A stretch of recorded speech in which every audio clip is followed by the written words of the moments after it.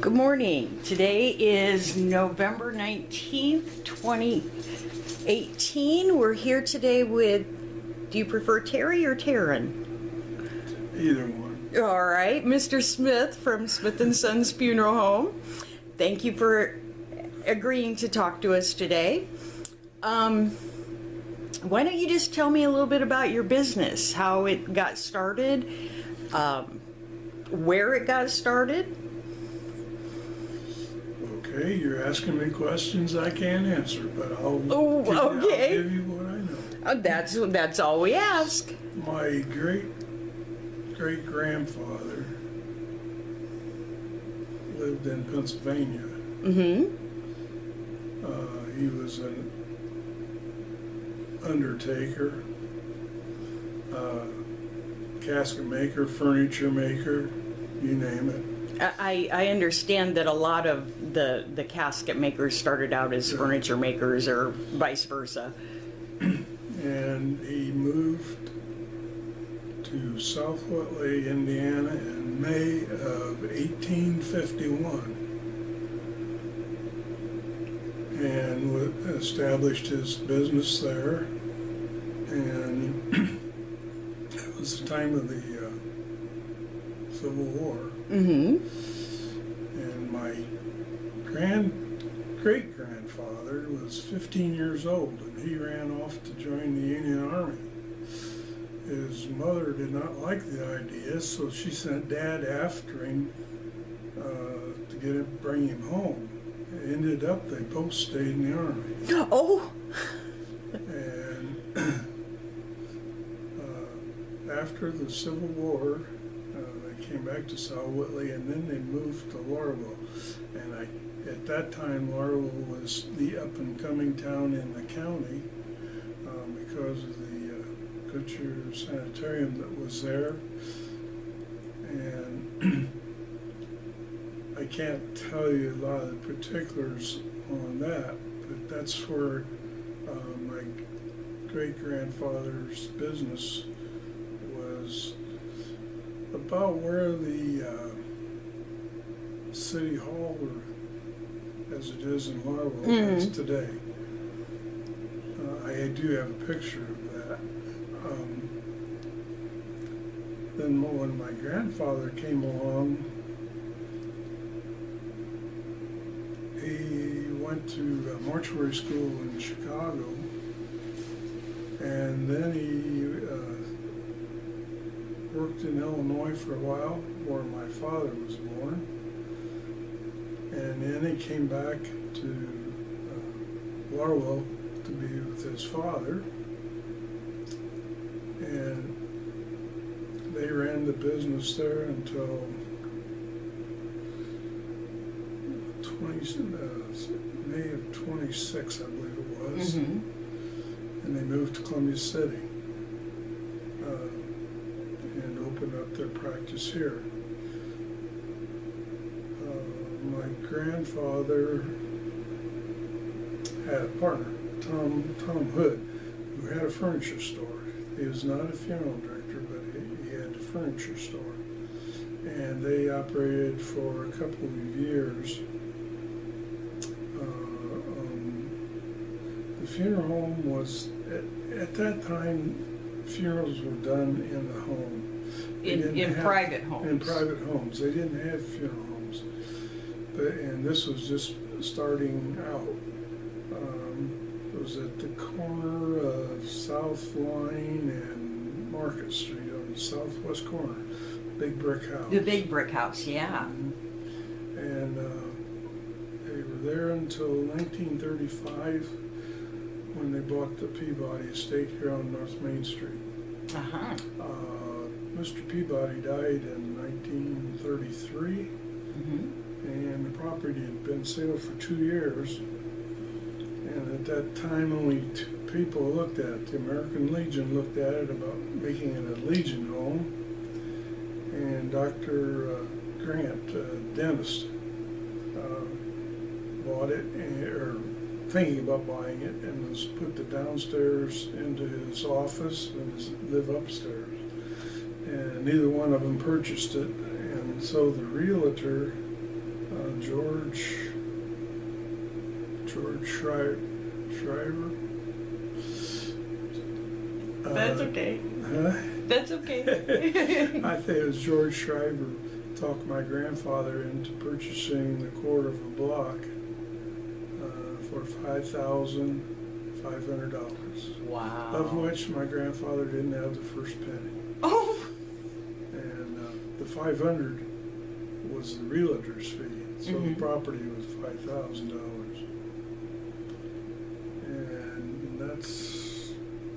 And we've been here since then. We've added on several times.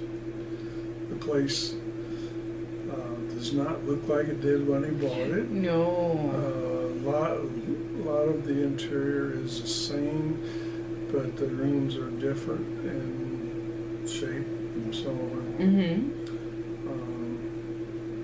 1947, we built the garage back here, a 6-car garage, and then we turned the house, or the barn, into a house, and that's where my parents and I lived until after my father's death in 2000.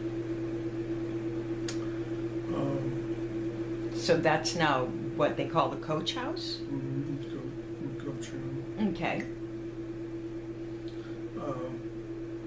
The downstairs it's open, it's got tables and chairs in it. The upstairs there's a small apartment, and the rest of the upstairs is our storage room for caskets and so on.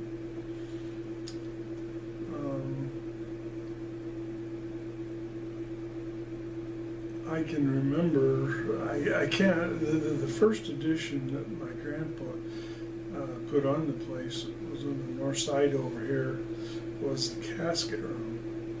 And we could only get about,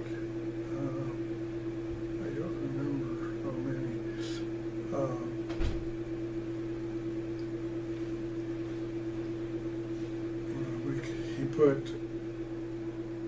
we had to open and close some of the caskets and move them out here for when people came in to make their selections.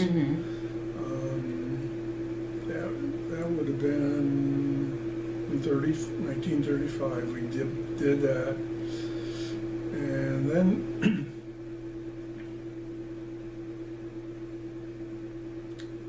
we changed the porch out front. It had a wooden floor and had a step to get in the front door, and we changed that to concrete. And after that, we built on the preparation room and added on to the casket room, which would be out that way. That was in 1950, I suppose, 53.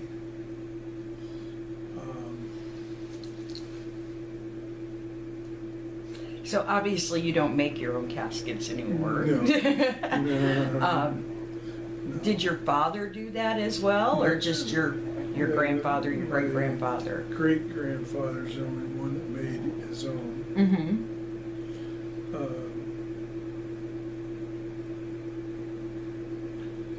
1956, we built the North Chapel one. And 1982, we added on to the south. And then 2014, we added on to the south again. So the office used to be here on the first floor, and my grandparents lived upstairs. After their death, we converted the bedrooms to office space. So all the upstairs is office. There is an apartment on the third floor, which is storage now. Yeah. So that's pretty much what's happened over the years. How do I put it? How have other than now you're at a funeral home rather than in your home, how have funeral practices changed? Well, they've changed a lot. The funerals were handled here in the funeral home. Now we're having a lot of cremation, or direct cremation. You take the body to the crematory and that's it. Or sometimes they have visitation and a funeral and then the cremation. That is becoming popular in this area. Is that because cemeteries are becoming crowded? No. There's enough burial space in the United States dedicated cemetery space to last 150 years. Ah. Is sometimes used as an excuse. Okay. Because you hear that a lot. You know, there's no place to put anybody. But that's a myth. Some areas there could be. In the city, they may be getting filled up, I suppose. Mm-hmm.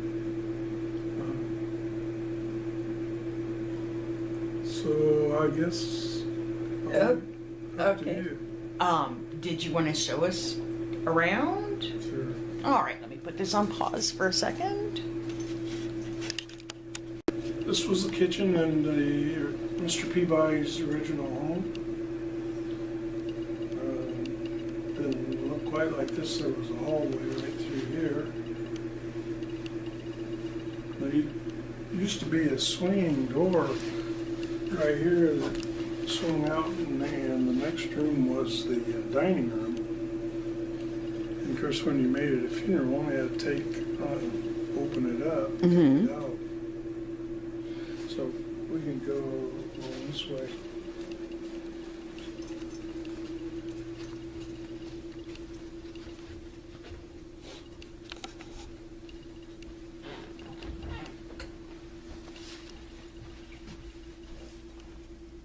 Alrighty.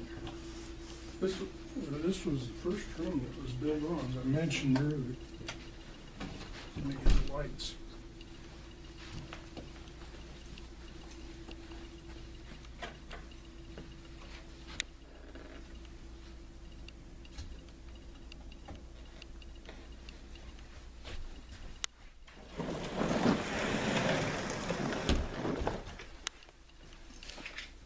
This is the first room he added.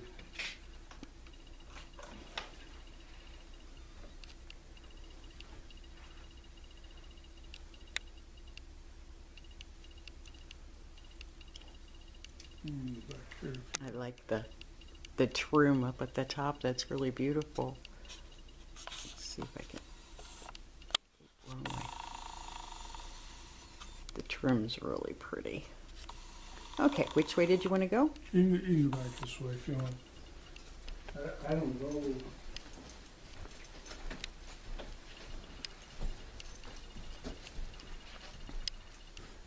Big room.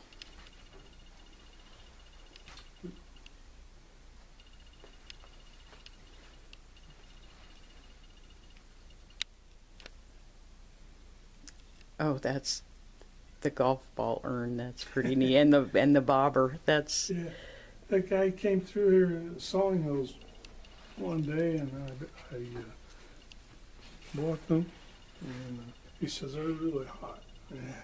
We haven't sold one. oh no. But you can revise pretty much to what anybody would Yeah. care to have. Yeah. Okay. Alrighty. And,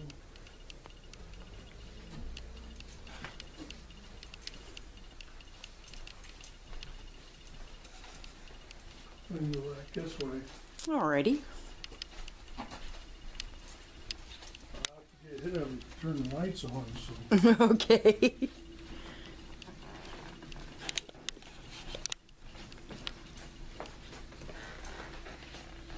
This room was added in 1956. So pretty much the house stopped here? Oh, yeah, this was on outside, there's a chimney right above us. Oh, wow. If you look outside, you see that chimney. So, you get that.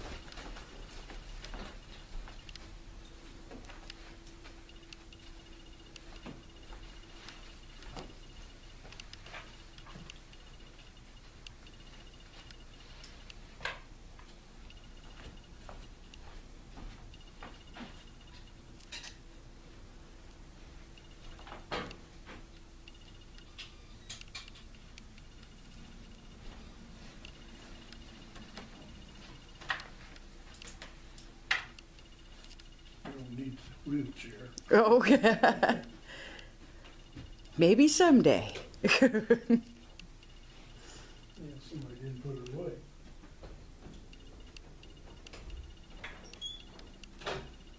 Oh, that never happens, right?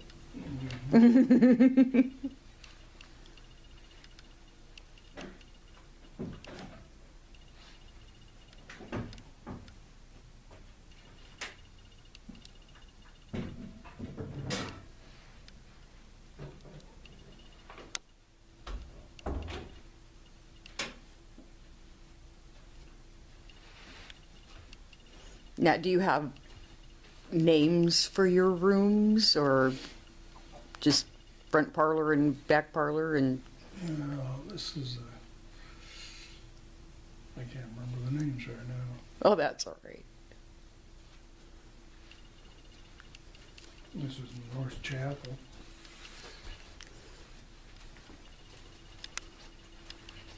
So the woodwork The in. woodwork was all part of the original home. Okay. Like the wainscot or whatever you call it. It went across here, Okay. and I'll show you where there's some of it now. And on the stairway, there's a leaded glass window. The top of the frame is still up there. I'll show you where that window is now. It's been moved 3 times. Oh, wow. 2 times since we. The woodwork is just beautiful. This was a library in the original home.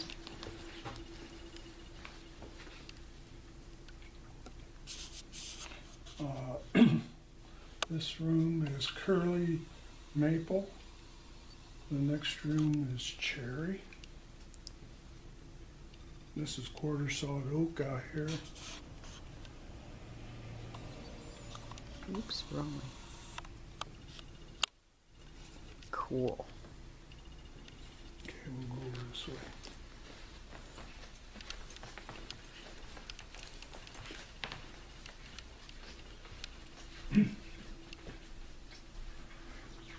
So it looks like there's pretty much a fireplace in every room, Yeah, that's the way they used to heat the house.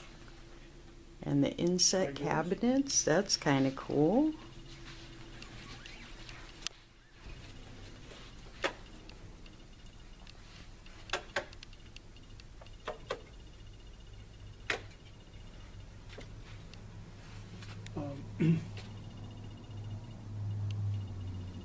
This room was we added about half on this room in 2014. Mm-hmm.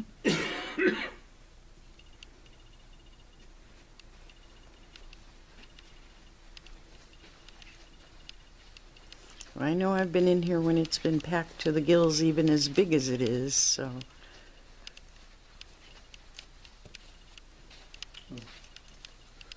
That's the wainscot. Oh, That's wow. the glass window. It used to be up there Pretty. when I was a boy, that window used to really fascinate me because it sparkled in the sun. Would reflect off the house across the street back in there and sparkle and dance on the carpet. Oh, neat. It is beautiful. Now, that's the lower half of the one from the staircase? It's on the staircase over there. Wow.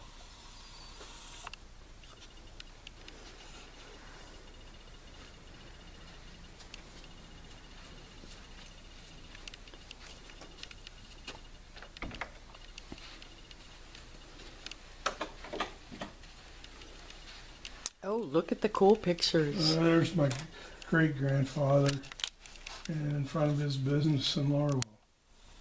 See the furniture in the window. Uh-huh. The caskets, I guess, were in the back, what I was told. I love old pictures. And then this is... That's my grandparents in the middle, and my mom and dad on the right, and my aunt and uncle on the left. Cool.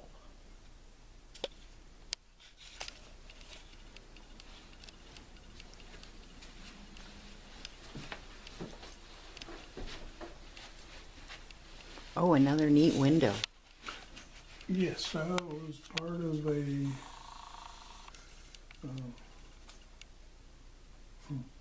transom, whatever you call it. Mm-hmm.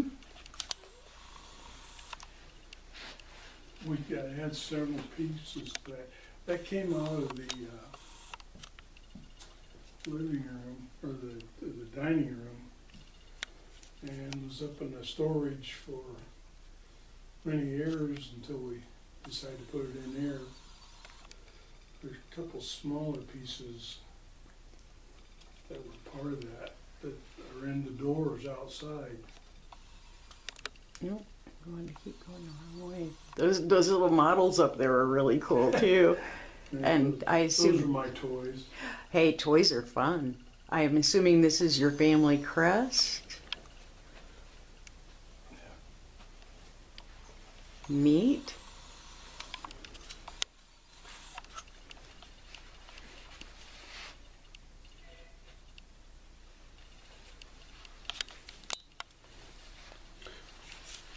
This sticks you outside. Alrighty. More of that neat woodwork. This is walnut here. Now, these pictures are through the years? Yeah.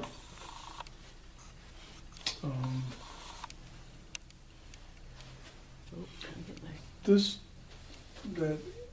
that's in the room in there. Mm-hmm. This is it. When it was, and it's over on the north side. Oh, wow. That was the wall we took out. The one. That's Mr. Peabody. Oh, So what it looked like when we bought it. that's pretty cool. Yeah, it really has expanded. I'm going to grab a couple pictures outdoors before I leave. And my goodness, the difference.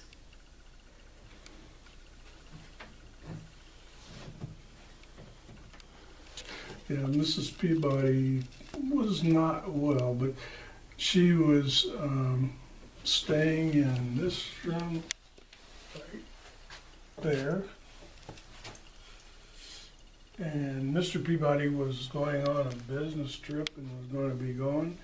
So her brother was coming to stay with her, and the housekeeper and one of the other servants was going to stay with her, and she shot herself. Ah. And this was, I read in the Columbia City paper that I had, they put everything in there blow by blow. Wow. She lived for so many days. And they called the finest doctors in the area, came over on a train from Fort Wayne to help take care of her when she finally died. She had locked the door and they couldn't get in the room. And the brother ran to the neighbors and got a ladder and got up on the roof and got in through the window.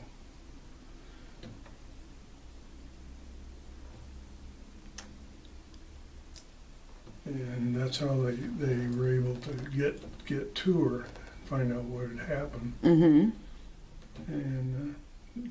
And she died then. We always, every time we hear some creaky noises, we say that's Mrs. Peabody. It goes to Mrs. Peabody. You just don't know. So that's pretty much that. This was right next to it.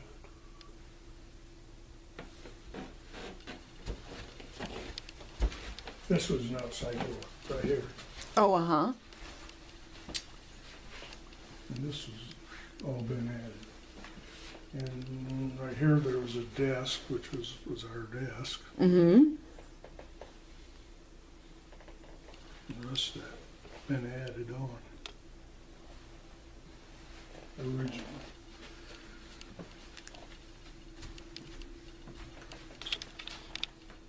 Oh, these are cool cupboards. Just hanging out there. Back where we started. All right. Well, the built-in cabinets and everything, they're very, very neat. Well, we appreciate you talking to us, Oh, and sure. we feel like Smith's has been here a long, long time, so we feel like it's really important that you have this history made. We appreciate you doing it. All right, thank you. Mm-hmm. Okay, we'll get some exterior shots of Smith's funeral home, which used to be the home of Mr. Peabody. This down here is an addition.